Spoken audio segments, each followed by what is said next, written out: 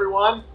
I am Bob, and this is The Big Picture on camera. We're talking about Superman. There may have been an intro to this explaining why this is different. There may not have been an intro to this explaining why this is different. Basically, I decided that it would be boring to try and do a rundown of what I thought of Superman just on my own, because you've heard me drone on about this subject quite enough. So this is my friend Tim. Hello. This is Tim Luz.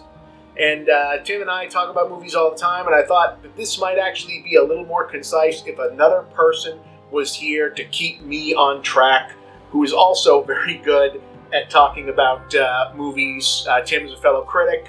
He's been doing this for about as long as I have, but a little better.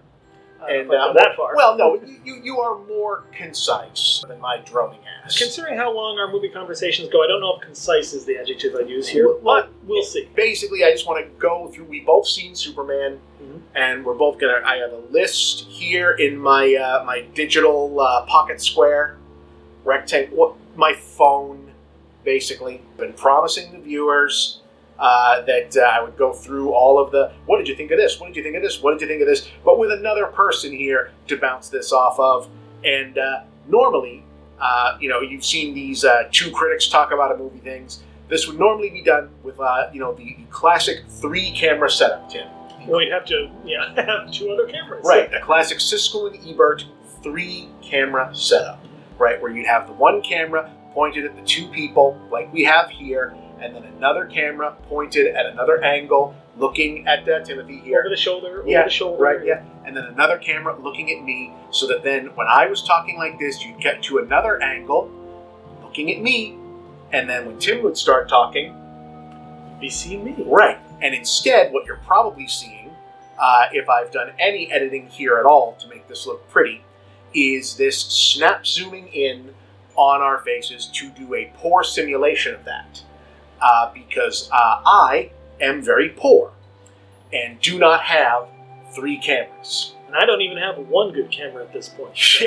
Yeah. So this camera that we're using, that I have, was a state-of-the-art digital HD camera 15 years ago. Everything was state-of-the-art once. Yes, exactly. So one reason, if you can support The Big Picture and give generously to the Movie Bob Patreon, one day, we may be able to afford, if we do more of these, if this turns out to be something like a good idea, possibly you may see a similar version of this with 2, possibly 3, possibly multiple cameras, so that this can look almost as good as other shows that you might have seen on YouTube that do a similar setup to this. I assume that exists. I don't know if this looks at all similar to any other thing that people might have seen before. I somehow think that it probably. Yeah, I don't know. I think we're inventing a totally new format here. We're blazing the trail here. Pioneers. We're pioneers, Tim.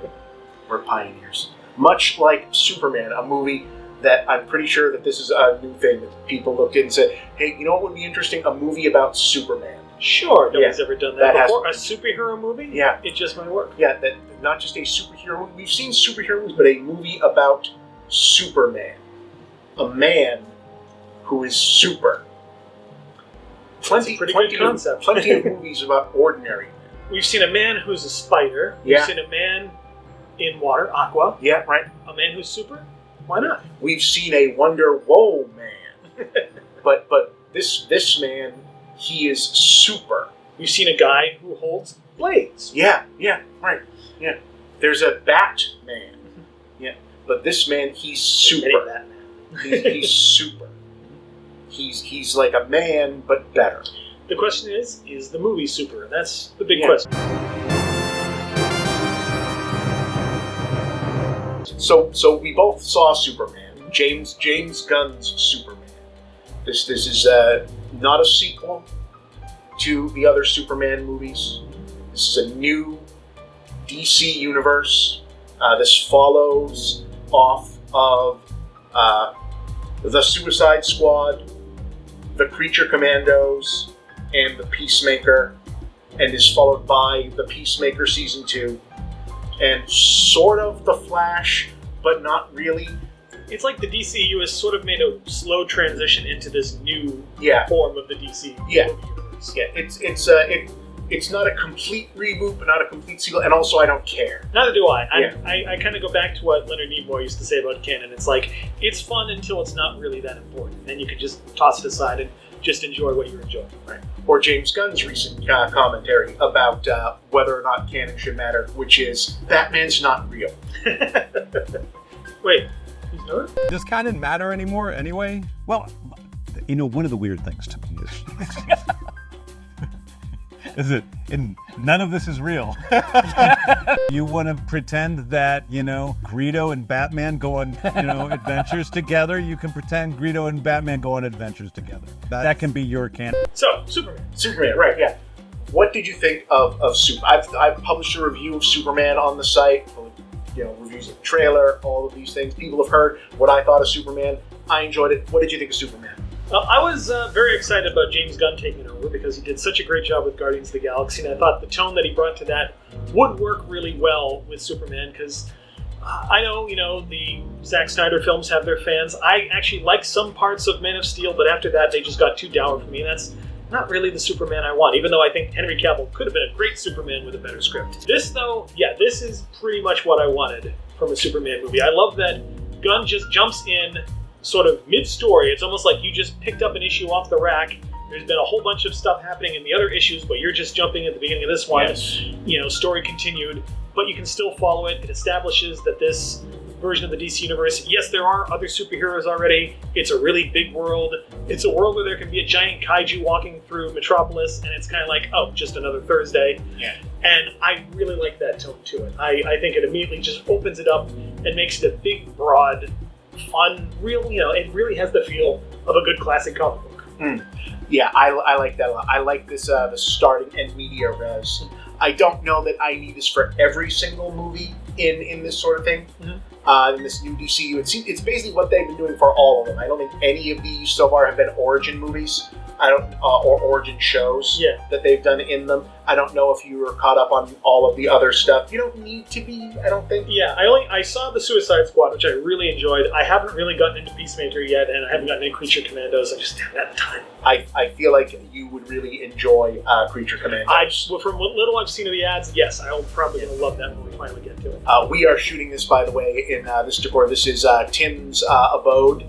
So if you're getting a sense that Tim would really enjoy Creature Commandos, yes. So, this was practically made for you. Yeah, I definitely want to check it out. It's a very cool thing. I agree that starting off with this already happening is the way to go with this.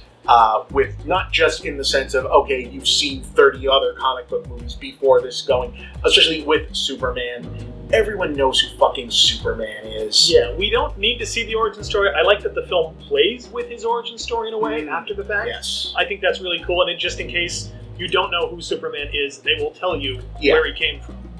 On the off chance you've never seen Superman before. Yeah, it does hit the ground running with this stuff and plays with it, and that actually takes us right in, because I have this page of notes here, people, of where to go. He's prepared. Oh yeah, we are both prepared. This is very much our personalities. By the way, these are my notes, and Tim, show them out yours. Yeah, this is us. This movie has sort of a twist to it. A lot of Superman movies try to twist around with playing with what we know about it, because everyone thinks, we know Superman. We know he's, comes to Earth as, a baby from the planet Krypton. His enemy is Lex Luthor. His girlfriend is Lois Lane. Kryptonite hurts him. He has various enemies and allies, changes in a phone booth. What it works at the Daily Planet. Parents are from Kansas. Famously Grant Morrison in All-Star Superman, which is one of the 5 Superman comics that James. They released a box. I don't know if you saw this.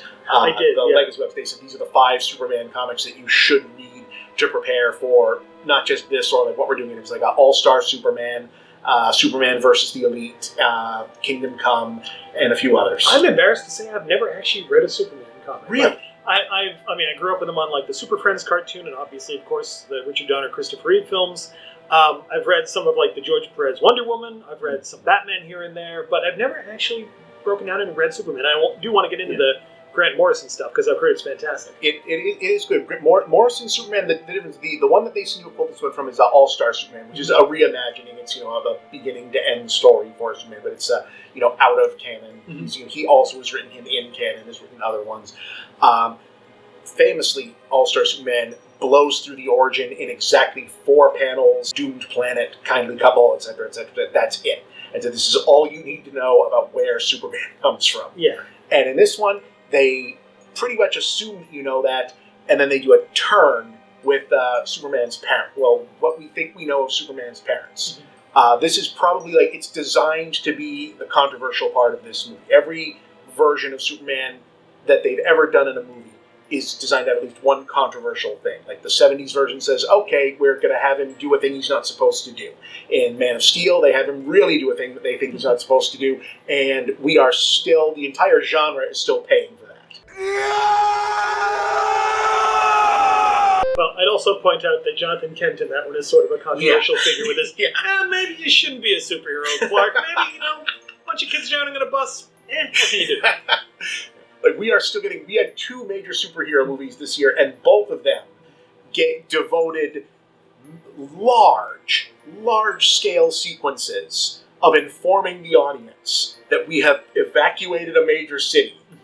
Not just telling us, oh, by the way, no one got hurt, but devoted 15-minute-long sequences of getting everyone out of a city before a superhero fight because we're still apologizing for Zack Snyder ending Man of Steel the way that he did. Well, that's the thing. Once that's gone, you can enjoy the big finale of this without worrying about, that's another dozen people killed. Yeah, and it's, I think, I appreciate it. I think I'm done. I think that I will now accept again that the unreality of, I'm pretty sure everyone got out. I don't think that they need to tell me anymore. I think that I think I'm okay. I liked it in Fantastic Four. I like it. It gives the Mole Man something to do. It's like, you know what? It's okay. We put everyone under the city. We're okay. It's okay. Galactus didn't actually kill anyone. It's all right. And we have a couple action scenes in this one, like the big fight with the kaiju, where we have the city filled with people, and we get to see Superman running around trying to save them over here and save them over here, and while also trying to protect this creature from dying too, which I think is kind of awesome. That's a great beat. So, what do we think about the turn in this one? With because they built really kind of their whole movie around this whole angle of we're doing spoilers here, by the way. I know the movie has been out on digital and everything for probably about a year now. Yeah, it's on HBO Max now. Yeah. So if you haven't seen it, why are you watching this? Superman has a vague sense of where he came from. Mm-hmm. Doesn't speak the language of the planet that he supposedly came from, or doesn't seem to. His parents sent him to Earth to save people, and it turns out not exactly. They're not doing the thing that they've done in other versions where Krypton is necessarily evil, but it seems like his parents were dicks. Yeah. It seems like at the very least they did not... He thinks that they sent him here to be basically Jesus. Mm-hmm. That as far as he knows, that they sent him here to do good works, because otherwise why else would they send a strong person to Earth? And it turns out that they basically sent him here assuming that he'd be Tarzan. It's sort of like... Considering you have, Superman, truth, justice in the American way, I do think it's kind of a subtle dig at American imperialism. Yeah, so, go to this planet, these people aren't very smart, they're simple, they're weak, you'll be able to control them. Have a bunch of wives, continue the bloodline, right. I like it because, especially with this David Corenswet Superman, who is not exactly as sort of flawless as Christopher Reeve, and thankfully not as kind of sometimes stolid as Henry Cavill is, he's very flawed. He's trying to do good. He doesn't always quite get it right. He's always kind of questioning himself.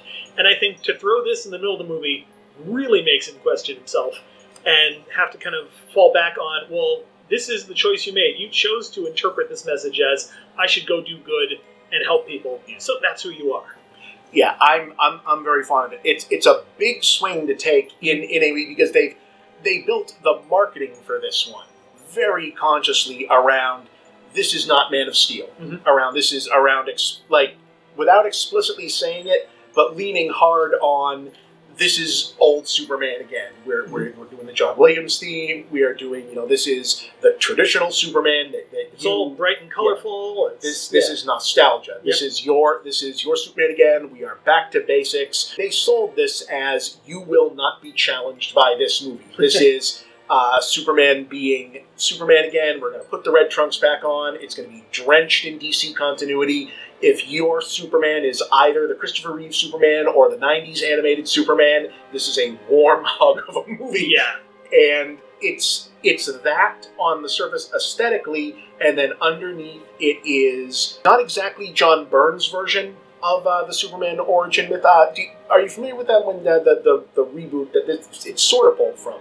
I don't think so, no. So in the 80s, John Byrne, they had him reboot Superman. And this was after Crisis on Infinite Earths. They wanted to basically clear out all the baggage of no more Supergirl, no more Krypto, no more... they said, no, we have to get rid of the dog, we have to get rid of all of the other Kryptonians, and this was John Byrne's edition, was we need him to be born on Earth.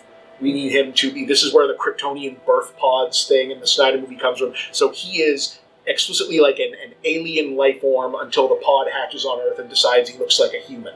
The Kryptonians have to be, and it gets retconned and such later on, but explicitly Byrne decided Superman needed to be not just a human, but an American. So he doesn't even know in Byrne's Man of Steel, which is otherwise pretty good, but in his version, he does not know. He knows he's from somewhere else, finds out that he's an alien, and finds out that Krypton kind of sucks, that they were a little bit fashy, and he learns this at the same time that he learns he was an alien. And he decides, no, I reject everything about my heritage. I reject everything about where I come from. Fuck that. I am truth, justice, and the American way because I was born here. I was born on Earth, and I am an American. And that was, it was the 80s. Yeah. I like that they kind of do that in this film, but without the jingoism, just because he has that great conversation with Pruitt Taylor Vince. Yes. I'm not sure if he's Jonathan Kent in this or just Pa Kent. I think he's credited Jonathan, but it doesn't matter. He's Pa Kent. But where we see that, no, this is really the person who raised him. This is the environment he was raised in. These are the values he got. So it's less that, I'm America, and more just like, no, I am for goodness and humanity and empathy and fighting for right. Yeah, I really dig it. There have been other versions, most of them jumping off of the Byrne Man of Steel series, that have made done the Krypton is bad thing, or Krypton. So it's in Man of Steel that Krypton had its chance, right? Where Krypton is at least a failed state or whatnot. What I like about it in this version, especially, is that they're doing okay. Zor-El and Lara were probably not great people, right? But they also didn't make them not great in an important way. It's not like, Jor-El was the evil leader of Krypton, or Jor-El was an evil general, and they send him here to conquer, specifically. It just kind of seems like they were racist boomers. Yeah. And we don't even know if that's Krypton as a whole, or just these two. These are like, the weird right-wing. Yeah, it just kind of seems like that they were telling him, it's like, look, we did our best. These are basically monkeys. Do what you can. I do think it's interesting that this is two superhero movies where James Gunn has decided that the lead hero's father or parents are assholes. So after Star-Lord and Ego, the living planet there. And it's a little bit of Peacemaker as well. It's a little bit of Peacemaker. I haven't gotten into that. I won't spoil it, but this seems like a recurring personal theme to him of dealing with deeply imperfect fathers. It also perfectly fits where so much of this movie is going to be Lex Luthor using his machinery to try and villainize Superman, and all of a sudden he gets handed this, and it's like, well, this is perfect. I don't even have to mess with this. This is almost exactly what people would, accuse Superman of. Oh, he's going to have harems. # super harem. He's going to conquer us all. It's perfect for him. I was hoping for, just because I love James Gunn, I think that he is as close to, I don't know a better metaphor for this, he's the great white hope of this genre. He really is. He's a guy who, was going to be like the shaper. I know that they've now said, it's like, no, we weren't planning to build anything around James Gunn. No, he was clearly the guy that they were going to hinge the next wave of Marvel stuff around. He was building their cosmic universe stuff. The multiverse stuff was, at least a third of it is hinged on all of this cosmic stuff, and they've been flailing in specifically that regard. He's always been really good at nailing that tone of kind of heartfelt emotion, but also really funny characters and funny dialogue and good action. Just finding that right mix of it can be light and goofy, but also still be effective. Yeah, and he's so good at exactly this. at exactly what this needs to be. And I don't, like, he has said all along on this specifically, I'm not even, like, a giant fan of Superman stuff. It seems like he really wants to do Batman in the worst way, and he hasn't, like, nailed there yet. Sometimes you need, I think, that outsider perspective to look at a character and kind of see a new way to do it, because he doesn't have that, well, I can't do anything to Jor-El's character. He doesn't no, he can, and the film is better for it. And also, he's a director who's willing to slow down and have, giant action scene. Let's stop for a 10-minute interview dialogue scene between Lois and Superman that kind of lays out their characters for the whole movie, and it's an amazing scene. It's my favorite scene of the movie. Isn't that concerned with either person totally being right about stuff, and also, allowing Superman to do a lot of speechifying in this movie that is not speechifying, that a lot of this is other people talking at Superman about what he should or shouldn't do, and his response often being to questions like, you can't actually just go around fixing the whole world, and his response being on the lines of, okay, I'm still gonna. But that frustration in that scene where it's like, but people were gonna die, that it's basic thing. He wants to save people, and he's not going to let politics or policy or social, conceptions of who he is stand in the way. If he sees something wrong, he's going to go fix it. It feels right. What do we think of Lex Luthor? Nicholas Hoult. See, I'm a big fan of the Gene Hackman Lex Luthor, but also he's so kind of charismatic and funny, it's kind of tough to hate him.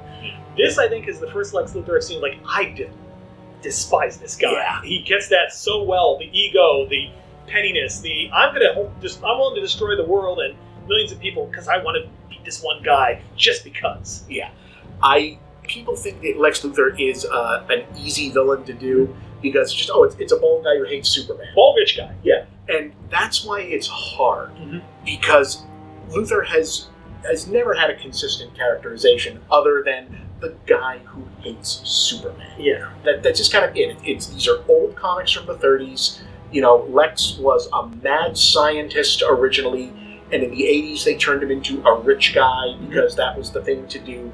And in between that, he's just, I hate Superman. For a long time, it was because we were friends when we were teenagers, and then he made me bald. Kind of the Smallville. The Smallville origin. Yeah. Smallville is closer to the base origin for Lex Luthor with rich guy stuff mixed in. I think I don't know if this is just coincidentally meeting the moment like the rest of real rich guys had to catch up to Lex Luthor to be the guy, but it feels almost like cheating to just say, okay, you know what, shave Elon Musk, and now he's and just do that. Yeah, he's a childish tech bro who doesn't like this guy who's genuinely good and makes him feel small. It shouldn't work to just always have him do the worst, pettiest thing that he can do, but it constantly works. Because they tried to do it in Man of Steel, but the thing is, in Man of Steel, you get the sense, and I'm not trying to be mean to Zack Snyder, I'm trying not to talk about Zack Snyder stuff here at all,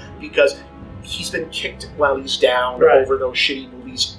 A lot of that wasn't totally his fault. Some of it, I can see what he's trying to do, and I admire a big swing, even though it doesn't totally work. I even kind of like that conception of Luthor in those movies, especially getting Jesse Eisenberg. It's like, okay, it's Mark Zuckerberg as Lex Luthor. And his kind of weird manic thing, I didn't totally hate it. It didn't quite work for me because I never felt his motive the way I feel it with Nicholas Hoult. Yeah. And Hoult, if you ever seen him on The Great, he's so good at playing a childish, petty villain.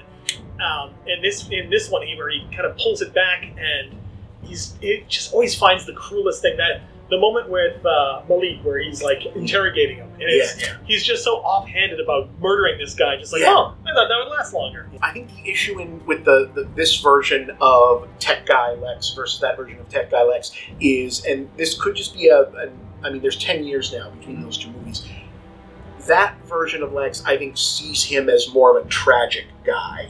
That's still the era of, some versions of these guys really do want to fix the world, and this version of him is all wrapped up in daddy stuff, and having a god complex makes him tragic and sad. There's still the revenge of the nerds, they still deserve their revenge. This version just fucking hates this guy. Yeah. It just thinks, no, fuck this guy sucks. If the video game 1A thing was in the Snyder version, I feel like Eisenberg's version would be like a guy who was good at video games and was doing it himself. Right. Whereas this guy has an army of, other little man children who he's making do it for him, and he needs to like grab at their shoulders, and he can't even do it himself. This version doesn't have art up on his walls and things that would mean something to the director, and he wants you to know that like he's pontificating. Like this Lex, you can tell sleeps in a racing car bed instead of being surrounded by stuff, and he like literally abuses women. He's beating up his girlfriends and saying, like, there's everything about him is not just bad, he sucks. The scene that I think really symbolizes it for me is the moment where he's frustrated with Superman having escaped the Pocket Universe, and he just keeps knocking over, little cups of pencils for his underlings to grab, and that's perfectly encapsulates. He's just going to create all these messes for other people to clean up. Yeah, just because, just out of pettiness. Yeah.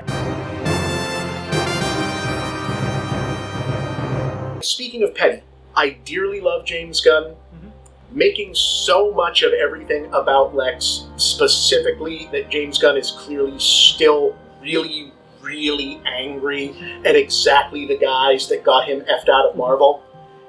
I'll give it to him. I'll give it to him. The thing with the monkeys and everything, it's perfect. He has a right to be upset, in my opinion, and I love it because, it's not just paying revenge, it's topical. Those really are the guys in charge of fucking up the world. That's the thing, and it really fits when you see these monkeys typing up these bot-type comments on everything. Yeah. It's like, yes, they're automated, but that's exactly what people are doing. Yeah. I also have to bring up, I love this idea that at the very end of the movie, after he's done all this horrible stuff and he's defeated, Superman is still like, I'm human, that's what makes me great. Basically, it could make you great too, Lex, if you... This idea that Lex has this money, he has this intelligence, he is very smart. If he turned this and actually used it to help people, he could do amazing stuff. But of course, he just can't. And it's just not him.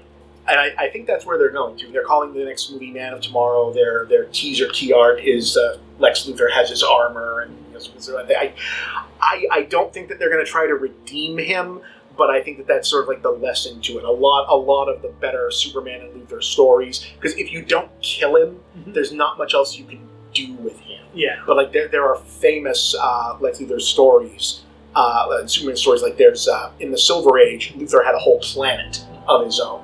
It was called Lexor.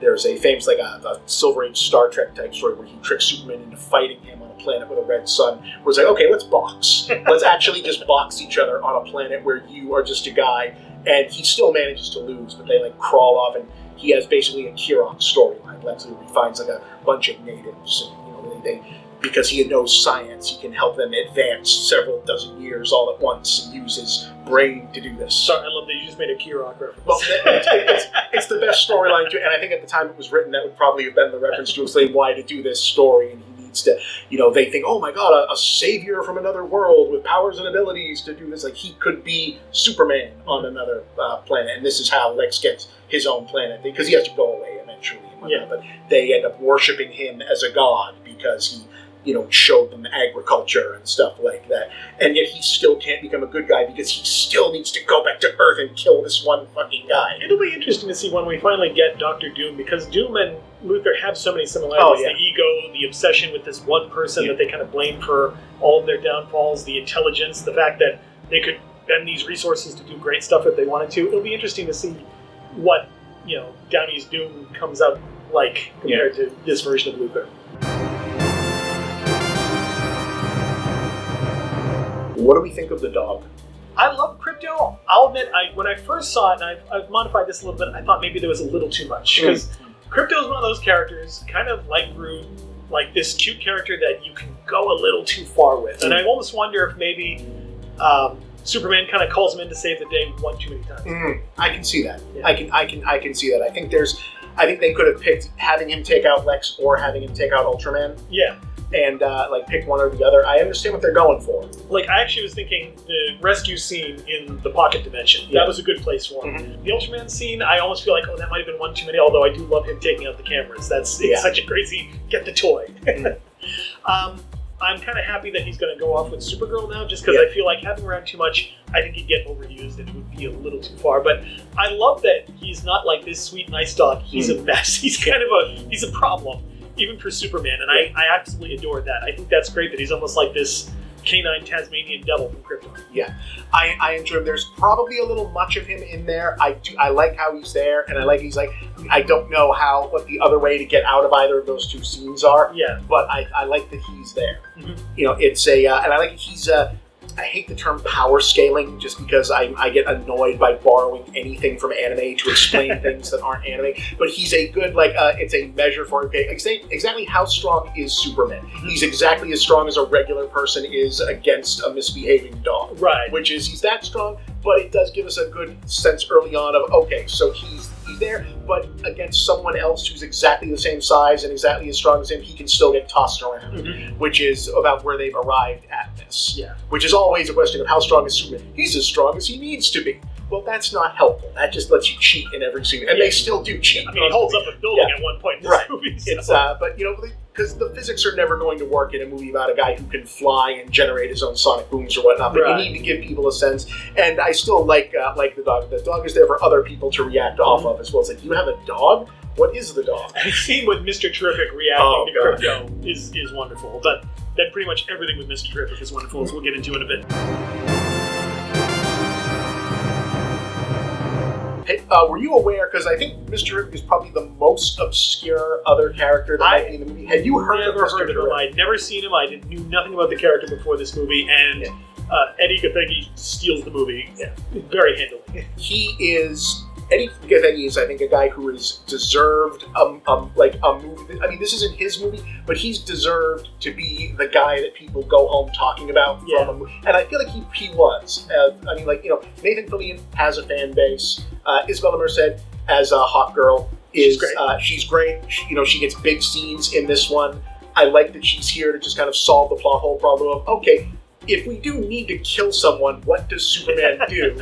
And it's like, well, I do have a rule that I don't kill anyone, but I do know 3 other people who will definitely kill people. So that does solve that. The thing about Mr. Terrific is that he's so kind of dismissive and, like he says, unemotional and cool that when he gets on Lois's side and is kind of on Superman's side, it's sort of, it helps you. It's like, oh yes, Superman is great, and we can tell because this guy is like, all right, I'm on his side. I will help him out. Once he's on the side of good, or the side of we need to do this, it just suddenly it's like, okay, I'm with you. Yeah, I've seen there's been running theories of, it's like, okay, so did they write this? Was this written as Batman, and then they couldn't use Batman, so they put someone else in? I can see that. He fills a similar role. He has vehicles. He does science. He's the deadpan guy. I don't think so, but I can see how it's I can see this being, okay, this is similar to how a Batman functions on a team in a James Gunn movie. He's so much more he's a different guy. He's much more of a tech guy than Batman would be. Yeah. When they come back from the Pocket Universe and he's occupied trying to hold it together for a good portion of the movie. Yeah. I don't think so. I think he was always going to be Mr. Terrific.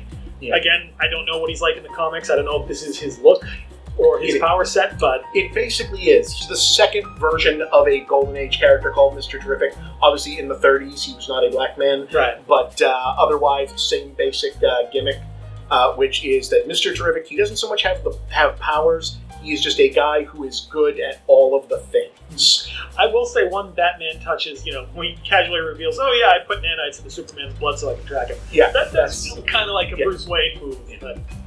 Yeah, his performance is so good, and that he can play it so kind of cool and laconic. And then when he gets frustrated in things, it's that much funny, right? Yeah. Krypto, when he finds out these people have made this universe, and they're like, oh, can you shut it down? Can I shut it down? Maybe you shouldn't have made this damn thing. Or the post-credit scene, which I absolutely adore. That whole moment. Yeah, it's the characterization for him. The thing he has the fair play on the jackets. That's the game there. The gimmick of Mr. Terrific is that he is a guy who is naturally gifted at everything. Mm-hmm. Good at every sport, good at every martial arts, the third smartest human being in the DC universe, etc. And basically is a superhero and hangs around with other superhuman beings because it is not fair for him to compete with other mortal people. So he needs to be around these people because otherwise he just beats everyone and it's not fair. And he is has a moral commitment to fairness and fair play. So it really bugs him when people are unfair and abuse their power and things like that. So that's his whole thing. I also love that he's super intelligent and kind of assumes a lot of the people around him are going to be on that level without being arrogant. Like when he tells Lois, here, take the ship. It's intuitive. You'll figure out how to fly it. And she does eventually, but it takes a little bit. Yeah. And also when he's kind of closing the gap there, the dimensional gap, and the guy's like, here, I'll get the code. Like, I don't need it. I'm goddamn Mr. Terrific. Yeah, it's... I can't imagine that they have plans for like everyone to do things, but like this seems like a guy that now people would watch a show or a feature with. Oh yeah, I think he's going to spin off into something big, and I'm very excited for that. And even just as the actor, anything he has been like famously screwed over in X-Men First Class as the guy whose power is to not die, which means so we're going to kill him immediately to prove how powerful the other guy is. And of course he's the black guy, right? Of course, and then it's like, oh, why'd you have to do that? Yeah. How do we feel about Rachel Brosnahan as Lois? I really like Rachel Brosnahan as Lois. I like both her performance, which I think is really good, that she's not doing the Lois Lane sort of 1930s kind of, not quite combative, but like almost slightly callous version of Lois that she was, which is, was great. She did terrific with that. But, I mean, we see that she's a really good reporter. She asks the tough questions of Superman, of anybody, and I think more than any other one, even like Amy Adams, she actually has a handle in helping resolve the plot. Yes. That her reporting takes down Lex Luthor more than anything Superman does. I love that. I think that's great. She's very good.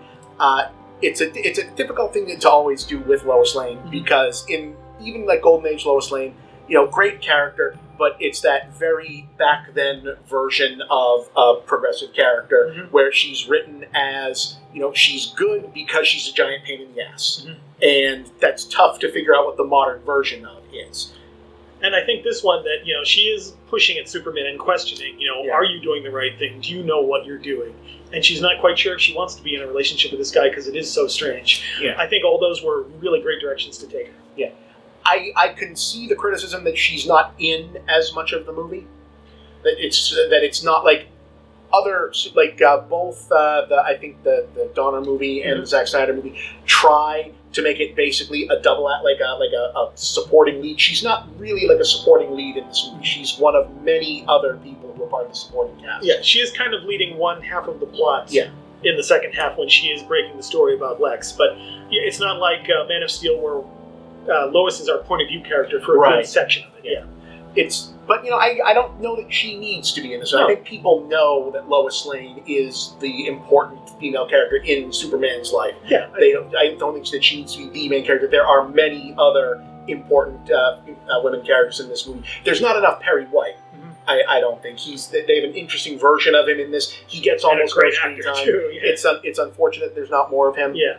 The other thing about Lois I want to say that I appreciate that they never make her a damsel in distress that has to be necessarily rescued by Superman. Yeah. If anything, she and Mr. Terrific go rescue. Yeah, she's doing other stuff. There's no contrived version of I don't even think she has to get caught or she's not falling off of anything. No, I mean the one time she flies the ship is that romantic bit at the end, which is a beautiful scene. Yeah. Yeah, it doesn't need it. So that's something right there. Even Man of Steel, where Amy Adams is going around doing that video game open the doors sequence, eventually ends with fall out of the ships because Superman has to catch you. We need our shot. They don't need that here. They have other stuff. I don't think he catches. Does he catch anyone? He holds the baby. He holds the baby. He holds up the baby. He grabs a squirrel. Right? He does. He saves a lot of people. He saves a lot of people. He does. Weirdly, there's two superhero movies this year that both have magic baby black hole scenes. Oh my God, that's true. That's which is a weird confluence. This is probably the second best black hole scene in a movie because you're not going to top that. That's the holy shit. This is another level scene in Fantastic Four. Yeah. But that's another episode. Yeah. But two magic babies. And to be fair, it's not really a magic baby. It's just an alien baby. It doesn't really seem to have powers that we've seen. I mean, well, at least in the film. In the film, it's doing well. It neutralizes powers, but does not so much have other.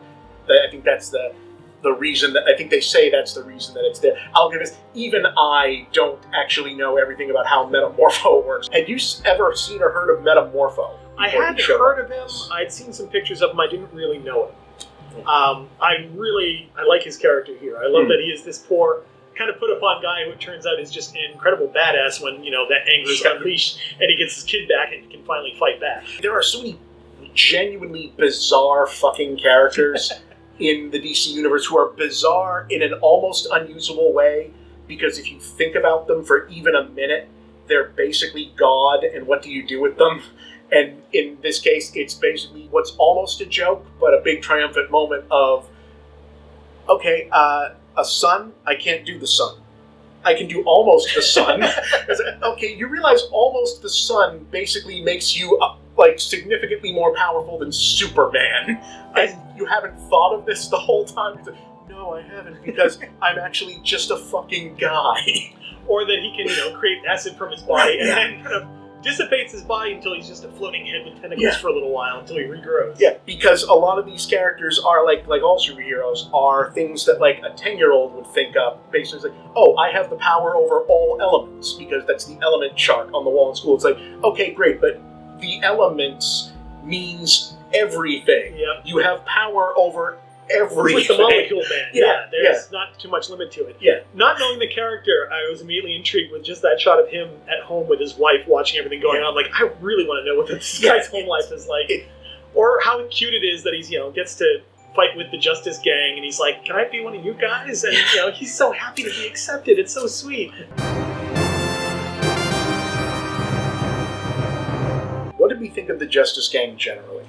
I really like the idea of, okay, here's our superheroes, and it's not like, the Justice League that we know. They're kind of not terrible, but they're just sort of almost working class in a way. They get sent out, they do the thing, they hang around their amazing train station. I love that it's the old classic Justice League headquarters.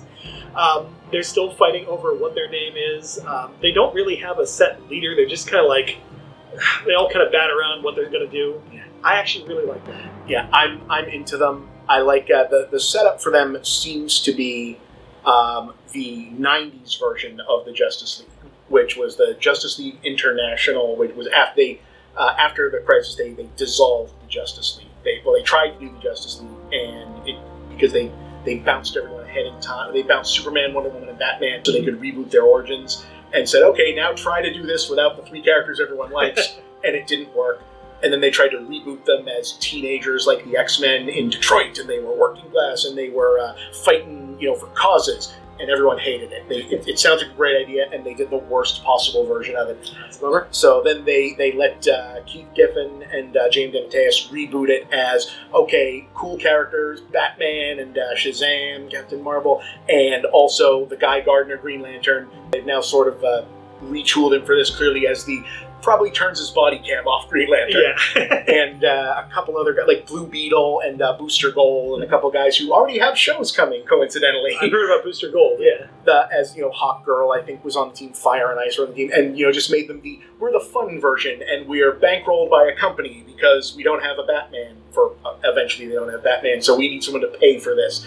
Sean Gunn is playing him. He showed up in the movie. Oh, Maxwell Lord, for a second. So, yeah, I love that it's the corporate-sponsored superhero team. That was not everyone loved it, but it eventually ran very well, and it was we're the fun Justice League. We engage with stuff, but also we're kind of schmucks. We have the Hall of Justice, but it has a break room, and we fight about HR, and we do commercials and shit. See, this group, I again, kind of took me back to Guardians of the Galaxy. Yeah. This group that it's a team, but they're always kind of fighting, and they get on each other's nerves, and they don't really get along very well, and they're always kind of fighting over who the leader is. Yeah.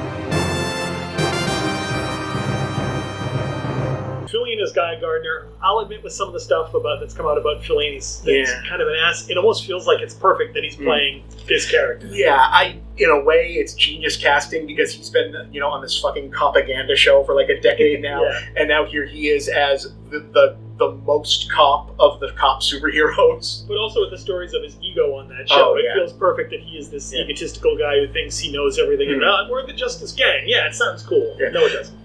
He's well characterized here as he's not a good guy, but like in the comics, they when Guy started out, because the regular Green Lanterns are they have the Hal Jordan and Jon Stewart, very similar characters, stern military guys. They basically made Guy to be what if same guy but a gigantic asshole because we're doing commentary towards the end of the 80s, and we need a right-wing guy who's a huge ass about it. He eventually gets better, but here it's much more of he's not a great guy, but he also seems like he has a warped code, but it's at least still a code. I like the detail of when they go in to confront Superman about the crowd and whatnot, is that he's being a dick about it, but I like the detail of like throwing up the shield around the building first, and it's like, okay, hold on, like it's a very bad cop but still a cop kind of thing. It's like, okay, hold on, this is business, this is apart from us. Like he's whatever his ethos is, it's like that's the people out there, this is us, we need to talk about this. They're up the cloth. Yeah. It's so dumb, and you can tell that these are not people who would like each other outside of work. But it all seems like, okay, it makes sense that he actually shows up when he shows up at the end and does sort of the right thing. That's what I was going to say. It's the turnaround of that he's this asshole, like no one can't go over there. When he does show up, it's kind of like this, like Mr. Terrific being like, okay, we're going to go help Clark. Yeah. It's like, oh, he's finally on board with helping people. And of course he has to do with an egotistical, Superman can't make it, you got an upgrade. Yeah, but like he does know what side he's actually on. It's like, I like this is a very quick movie. You can tell that this was probably like 4 hours long at one point. But so every shot that's still in there counts. And they give him like his little shot of like, clearly being bothered by not being able to be there. It's like, okay, sitting at the restaurant watching the TV, like stewing over it. Yeah, that this is there. It's like, okay, I would probably be there, but it's not our thing.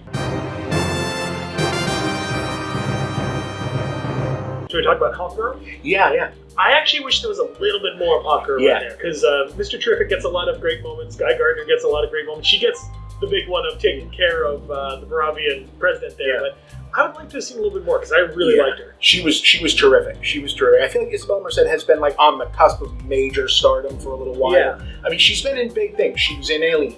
She was great. She was. I think there's a whole. I didn't recognize her from this because I'm 44 years old. But there's a whole generation that knows her as she was the live-action Dora the Explorer. Mm-hmm. So good for her. And wasn't she in Madame Web? After that, she deserves more. Yeah, she deserves a redo. Yeah. I love that they actually give her the screech. Yes. It's such a great moment when she's flying. You just hear it ahead of her. Yeah. And her just wielding that, is it a Morning Star? In all the battle scenes is fantastic. Yeah, the Hawks are some of the weirdest DC characters because it sort of feels like and they're old as hell. They're golden age. They're all the way back to the 30s. It feels like someone was just throwing darts at a collection of ideas because they dress up like hawks. They're sort of Egyptian. Sometimes they're from space, but not always. And their weapons are medieval. Does she have any other powers besides flying and making the hawk noise? That's kind of it, and they specifically use medieval weapons, usually axes and maces and things. Okay, it's kind of unclear as to why, because it changes all the time. Sometimes they're aliens, sometimes the powers are aliens, sometimes only the metal that the wings and the weapons are made of are alien.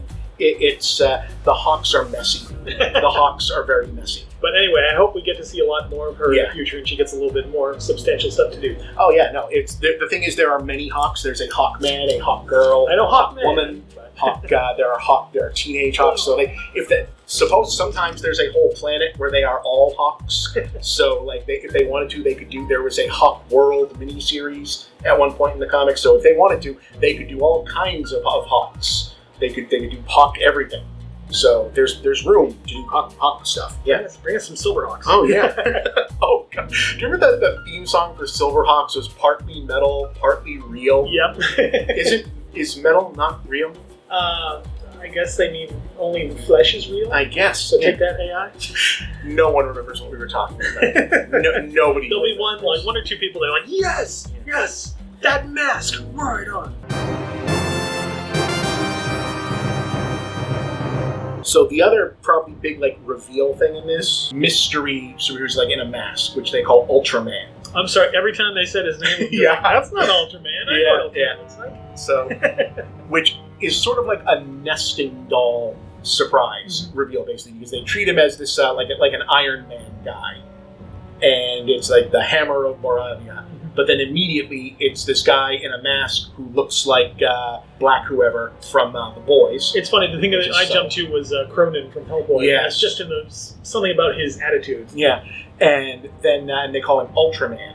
which is one DC reference. In the comics, there's an Earth 3, since I guess we're just jumping right the fuck into that, which has Earth 3 is the universe where Joker and Lex Luthor are good, and the Justice League is bad. Crime Syndicate instead of the Justice League, so it's like Owlman is Batman and Ultraman is Superman, because I guess they hadn't heard of the show or they didn't care, and that's why he has a big U on him. It actually works here because, I mean, what's higher than Superman? Ultraman. Yeah, right. So that's, of course, what Lex would name his creation. Exactly. It makes sense. But then, the hat comes off, because I think that they're kind of like playing with, they're playing games with the fans who just sort of figured, Ultraman, he's going to be an evil Superman. Mm-hmm. Does this mean Earth 3? Does this mean Crime Syndicate? But then Lex calls him perfectly imperfect, right? Which means this is not actually Ultraman. This is Bizarro. Mm-hmm. And he actually specifies his clone of him. Yeah, his clone. That didn't quite work out. It's basically, the third Michael Keaton clone, but for Superman. Right. I do like how they seeded with when Lex and Planet Watch actually find the Fortress of Solitude, and he can get in. Yeah. And the engineer's like, how did you do that?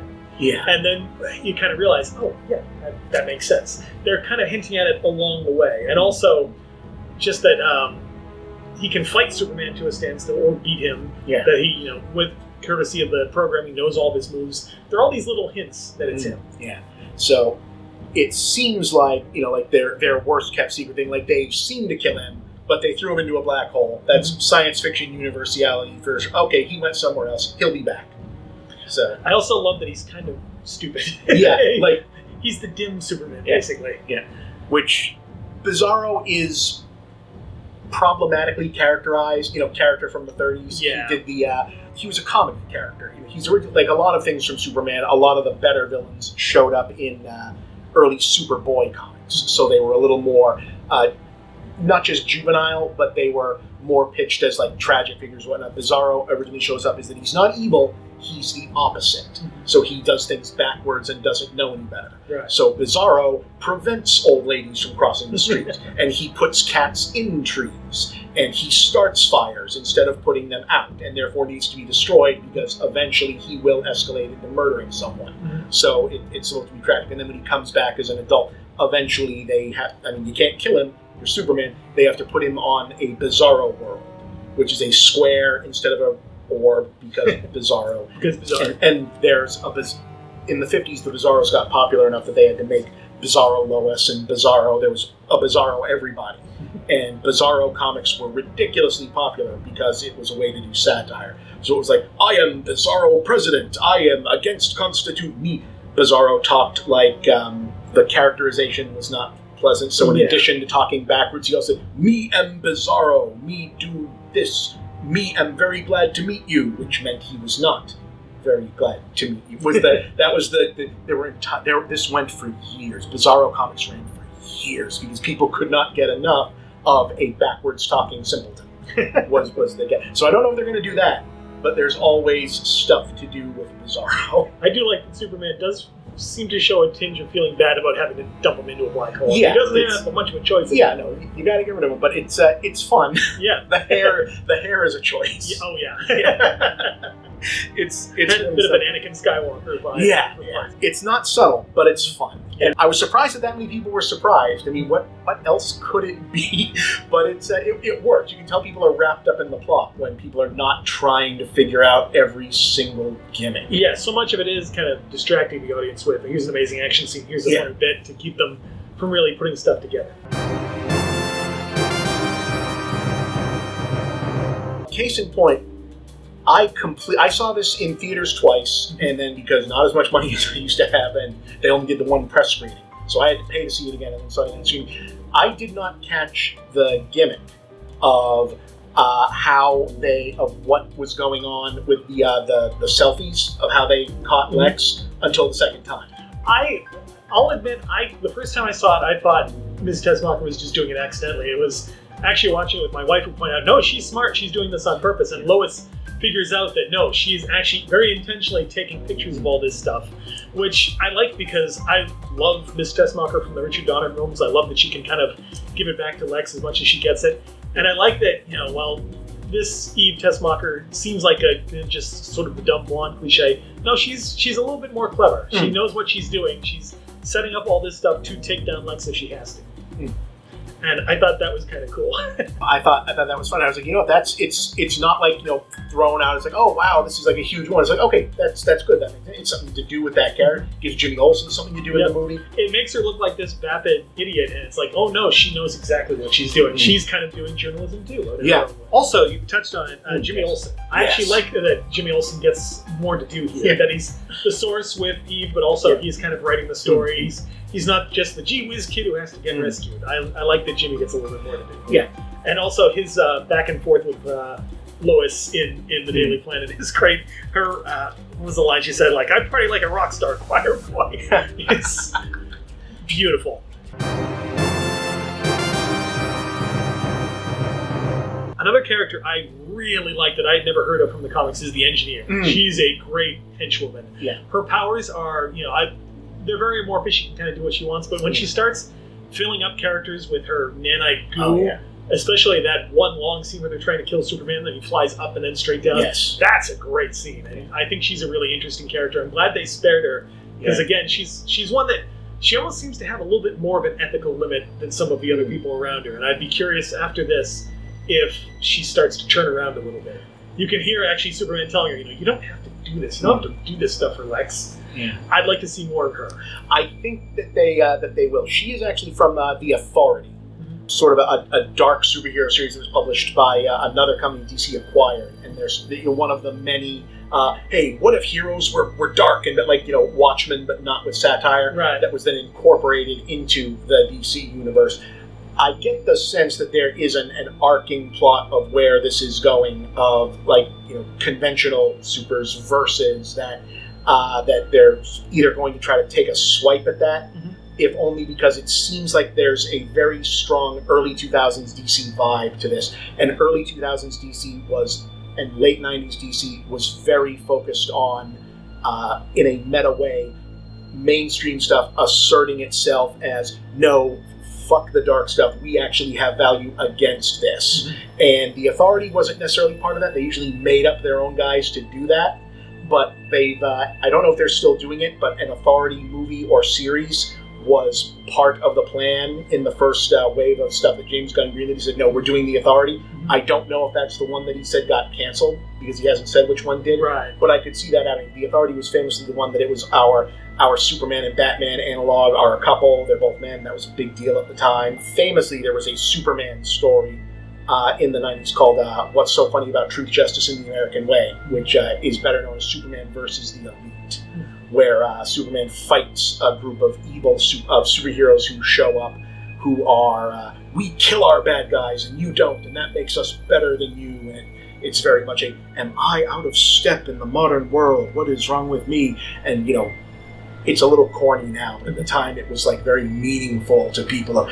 It's if you've seen the clips of the animated one online, it was like, you're living in a dream world, Superman. And no, right. Dreams give us hope. And of course, because this is DC clapping back at Alan Moore, and at the time Grant Morrison books, he's yelling back at an evil British guy named Manchester Black, who wears a Union Jack shirt, and he's like, I will keep fighting for that dream, that American dream. It was very corny, but at the time, this won every award that comics could win, because the traditional comic artists were very glad that someone was standing up to these punk kids telling us that Superman, you will not leave my favorite guy alone, god damn it.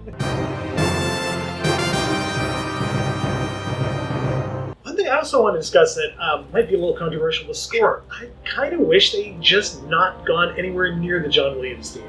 I'm happy they don't use the big one, but I just feel like everything in this movie is running so good, I think the Superman deserves his own theme. Say what you will about Man of Steel, the main Superman theme that's over the end credits is great. And I almost feel like it was kind of wasted there. I wanted this Superman to have kind of his own theme that has the same effect as the Williams one, but it's not just kind of hey, remember this, because I hear that, I think Christopher Reeve, and it's kind of hard for me to get that association out. I can see it. I liked it. Yeah, it's not bad, but I just wish he had something, his own original music, instead of kind of going for the nostalgia thing. Yeah. I can see that. I really liked its use. I think that they having their own arrangement of it is a solid compromise, and they didn't only use that. Right. Like if they had just repurposed the whole score, I think it would have been too much. And they're not doing the main theme; they're doing sort of the quieter theme. Yeah, it's a version of it that Williams does. At a certain point, I think that there's, and I don't feel this way about every single nostalgic score for things, because now it's beginning to feel like this is now everything. Like because this worked to get people over for the trailer for this. Like, the fucking Deathstalker trailer uses the original music from Deathstalker as the, like, okay, wait, what the fuck is this? And they say, it's Deathstalker, and then cue up the, basically, it's a new arrangement because they have Slash doing their music, but it's the theme from Deathstalker. And who does that work on? Me. That's the thing. It works on me. The people who are going to be going to see Deathstalker. It does. The mighty Deathstalker!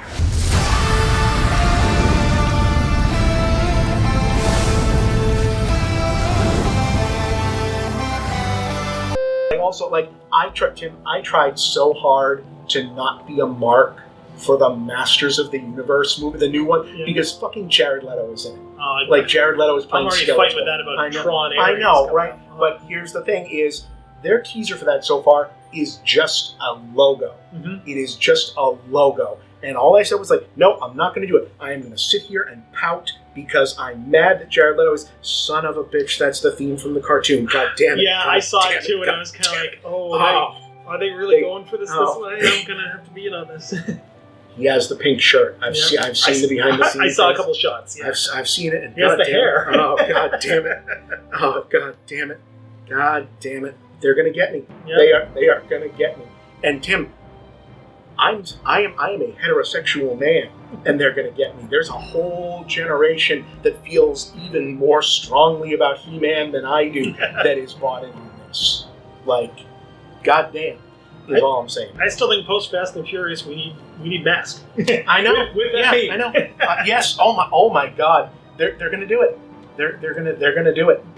They're going to. Did you see the Transformers: The Rise of the Beast? Yeah. Did you get to the end? Oh, I got to the end. If I was 10, they could have picked me off the ceiling. Off the ceiling. And the movie wasn't that good. I liked it. It was okay. It's no Bumblebee. No. Is the thing. It's no Bumblebee. It's hard to follow Bumblebee. Right. I remember the comic books where Mask, those vehicles were kind of derived from the Transformers. Oh, yeah, so right. Another exactly. I do agree. They could have done it without the score. At a certain point, if you did like a movie about like the Revolutionary War, at a certain point you run John Philip Sousa. It's one of those things. It's like certain things are just kind of there. I just feel like it's kind of like doing a Batman movie now, trying to use a bit of the Elfman score. I think it would be like that to me. It would be a mistake because it's like you're just going to zip back to the animated series and the Burton movies. Right. Yeah. And all right, well, the animated series, maybe that's not so bad. But you kind of want to start new and give the audience, a new take on it. And I think that's the one thing that kept pulling me back to the Donner ones. No, I don't disagree. It's a case-by-case basis. I don't think every movie with an iconic score is that. I think that this specific thing, just for whatever reason, is as attached to this as like the Shield is. It's like you can't change the Shield like they did. Right. They turned it into like one of the thing. But I actually like the design of the Shield. I like the costume in general. Oh yeah. I like that it makes him not look like this bulked up bodybuilder, but just like a regular guy to some degree. But it's the same thing as like people never got over getting rid of the red trunks, and they're back, and it's like, that's right. I think it's as attached as that is. Or it's like you can't take the cape off. Yeah, he needs the cape. And I think it's about as attached as that is. It's funny for me to think, well, I mean, those are elements of Superman that have been there since the 30s, and now it's like thinking of the Williams score, well, it's the 70s, and wow, that's coming up on 50 years. We are so old. We're old now. We are so old. That movie came out the year I was born. Yeah, right. I like that James Gunn brings back some of his regulars. Like, you don't see them, but Michael Rooker, Palm Parmentier. Palm Parmentier. My one disappointment, no Greg Henry. Greg Henry never shows up in the movie. He's usually somewhere in his films. Lloyd Kaufman's in the background. Yep, I saw Lloyd Kaufman. I mean, you got to pay tribute to where he came from. Of course. And Alan Tudyk as or Gary. I love that character. Oh, Superman robots are great. The Superman robots are perfect. I love that he calls them Superman robots. Yeah, which is what they're called. And that moment where Gary's a name, and in the very last scene where Superman actually calls him Gary, it's like, oh, it's so nice. It's a great beat. Oh, what do we think of Supergirl? Oh, I can't wait. I think Millie Alcott, from what little we saw, is fantastic. I can't wait for that one. I'm very excited. I think it seems like a bigger deal recharacterization. It's like, oh wow, she's fun. She's chaotic. Yeah. I'm down for that. I think that's going to be great. Yeah, and it explains so much about Krypto. Yeah, it makes sense. It's something different to do because if it's just girl Superman again, we've seen this. Yeah. We've seen, and she's in. I think Jason Momoa is Lobo in the movie. We kind of figured they had to cast him as Lobo. I mean, just look at him. It's fun, and it explains what he's going to be doing in that, which is okay. All right, so this is probably a rougher movie. Yep. Which is something fun. They've posted now the full mural that's on their wall. Oh yeah, that's there. It's a lot of weird deep cuts. There's a knight over way on the other side. It's like this is like supposed to be like a heroes throughout history sort of thing. Stuff I had to look up, and this is my fucking job is to know this stuff. And I was like, who the fuck is this? Look at one of them is this is every detail probably counts just James Gunn having fun. The Silent Knight, who is supposed to be he is a knight, Tim, who is silent. Does he fight at Christmas? No. He is an Arthurian knight who does not speak, so he's called the Silent Knight. You see, and is he holy? He is holy. He's an Arthurian knight. He has to be. And the King Arthur stuff is very deeply ingrained. The King Arthur stuff sits in the same place that like the Norse stuff sits in Marvel. And you can see there's a lot of King Arthur stuff. Merlin shows up all the fucking time, just doing the stupidest shit. But Silent Knight is supposed to be canonically an ancestor of Jonathan Kent. Oh, interesting. Is that supposed to be where his values come from, allegedly? Sort of, yeah. It's a giant retcon because someone at some point noticed that they named him Sir Kent and said, we should probably deal with that, so they dealt with that. It's my job to care somewhat about the universe, about the continuums of where it's going. Sure, yeah. Like what they believe for where this is. And like the last thing in my notes is, where do we think this is going? And it's like, I just hope it goes places that are good. Yeah. I appreciate that Gunn can set that stuff up without doing the Marvel kind of cliffhanger thing necessarily. Like, the post-credit tag isn't like, oh, here's the next bad guy or whatever. It's him and Mr. Terrific kind of having this little confrontation that pisses him off. Yeah. And even Supergirl showing up doesn't feel like, you'll see her next year. It's kind of like, oh, hey, there's Supergirl. It's funny. Yeah. It can set up all this stuff without necessarily making it, here's the sequel tease. Yeah. If there was just this one Superman movie, it would be fine. Yeah. I'm happy it's not just going to be this one Superman movie. Clearly not. I kind of like that this movie takes the chance with the whole Barabian conflict there. Yes. That it's very clear what that's standing in for. And I kind of give this movie credit for, we're going to take a stance on that. We're going to put it in there. Yes, we're changing the names, obviously, but people can kind of put together what's happening. I can't imagine what you're talking about. I can't imagine what I can't imagine what that would be in reference to. I know. That's just two countries, one of which is slightly bigger and the U.S. ally, and the other one is a little bit poor. And that they are being imposed. I don't know, that could really be anything, Tim. I suppose that could maybe I'm just reading too much. Yeah, that could be anything. But I like that Gunn's willing to take a chance with that and use a superhero movie to push a little something. These things can either be about something or nothing, and it's not like the Christopher Reeve one wasn't about stuff. Oh, absolutely. It was very specifically about stuff. Lex is a real estate guy in that one. It's about the economy and politics and newspapers. It's about optimism versus cynicism. Yeah. It's about a lot of the same things most other movies made at the tail end of the 70s were. And with this one, with this whole idea of Superman as punk rock, the idea of being empathetic and seeing the good in people and trusting people is so on the outside now. It's so strange and bizarre that it's the punk rock move. Yeah. I love that idea. And it's not exactly dissimilar from what Man of Steel was trying to do and failing very much at. Yeah. But they're both trying to hit on this idea. This person is perhaps naively, too good. And that the world, that if this person showed up, the modern world would not know what to do with something like this. The first impulse of somebody who's trying to help and do nice things is to not totally trust him. Right. Yeah. That they'd be suspicious of him. Yeah, and I think this film conveys that a lot better than that one did. That one, it felt more like, look at Superman be persecuted. Look, he is Jesus. Look, he's standing in front of Jesus in the church. It's like, we get it. I love that this one never really had to go heavy for like the Christ imagery. No, we get it. It's kind of already all over it. It doesn't have to do that. No, it's much more hitting genre commentary than political, or it's got politics in it. It's definitely good, but it's to the degree that it's more specifically about things. It's about the rest of its genre.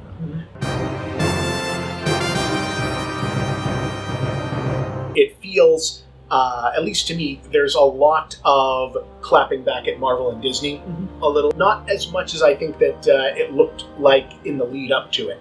Yeah, I didn't see as much of that. And if anything, I thought tonally this actually fits in with a lot of what the Marvel stuff is doing. Oh, it does. It does fit in with it tonally, but in some of the conception of what the heroes are versus what this guy is. Basically, a corporate superhero team is the default here. Right. That these are basically the same thing as the Avengers. A corporate team paid for by a billionaire that exists in this world is the normal default thing of what this world is, and that people are generally cynical about it. Except for Mr. Terrific, whose non-quippiness is his quippiness. These are all very much, more Marvel-style heroes.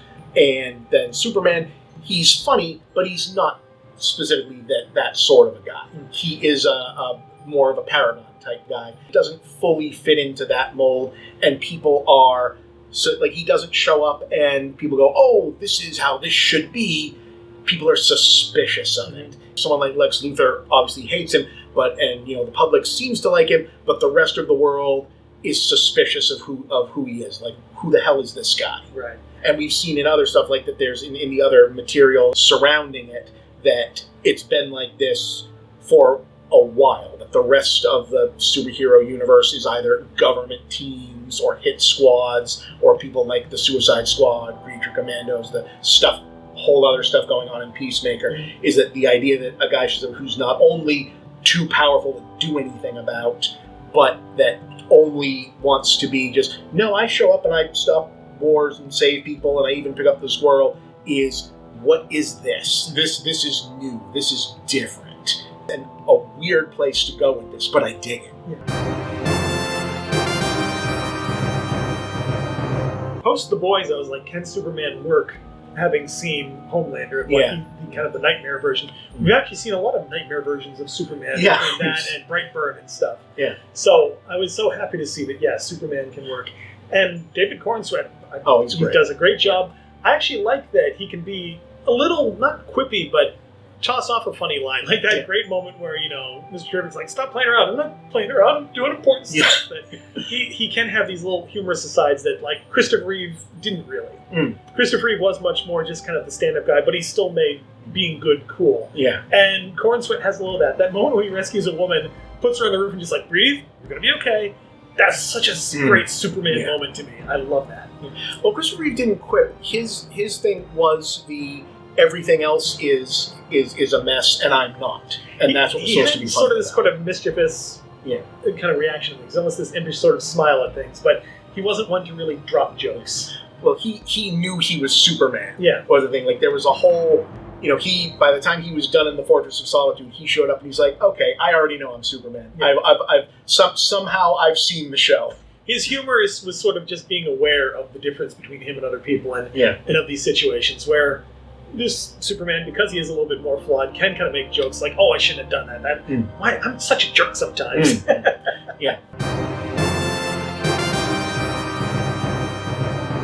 So I'm pretty positive about it, and I want to see where it goes. Like, I'm not like, yes, do I want to know, like, what does the Batman of this world like? Yes, of course I do. Sure. I want to see where that is. But, like, I didn't come out of it thinking, oh, where is the next 4 or 5 things of this going to be, because it's not that kind of thing. No, I came out of it being like, that's exactly the Superman movie I wanted for right now. Yeah. And it was just so good to see it.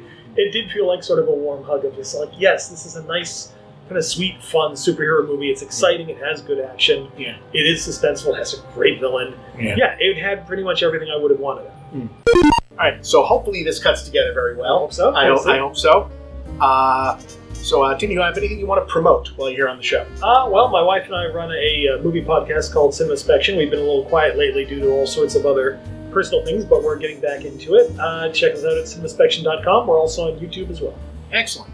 And you're watching this, so you know where to find my stuff, but please keep watching. Please donate to the MovieBob Patreon and watch the show. Thank you for watching, and hope you enjoy. Get him another camera. Thanks, guys.